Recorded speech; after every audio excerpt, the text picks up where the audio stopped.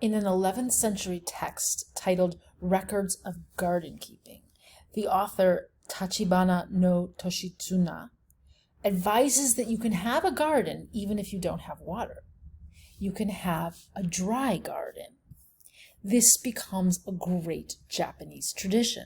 This is a tradition where you can place stones, a few carefully chosen plants in relationship to the larger environment, and you can use gravel to suggest the flowing lines, the ripples of water. You can create a miniature version of the ocean or of rivers and mountains. This tradition reaches its height during the Muromachi period, and it's sort of like the tradition of landscape painting being brought back into the real world. The most celebrated dry garden of all was made in a Buddhist temple in Kyoto. And it is very much like a monochrome ink painting brought to life.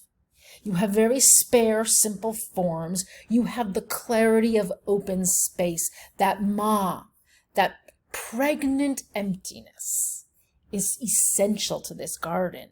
Again, you have the raked gravel as a metaphor for flowing water. You have these enigmatic rocks that are placed around in ways that suggest undefined possibilities. Are they islands?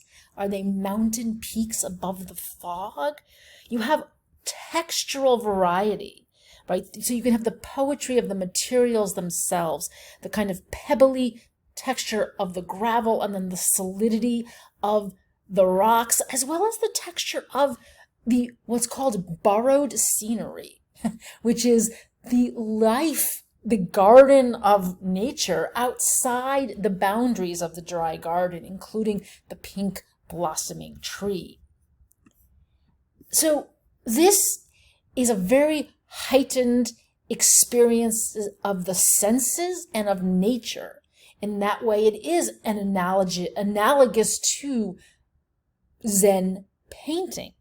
But again, it is also a practice, because it is a form of meditation to rake the gravel, as this monk is doing, with absolute concentration in the present moment.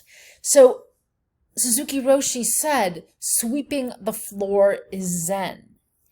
And the Zen of the action of engaging with, interacting with the garden is itself a meditative practice.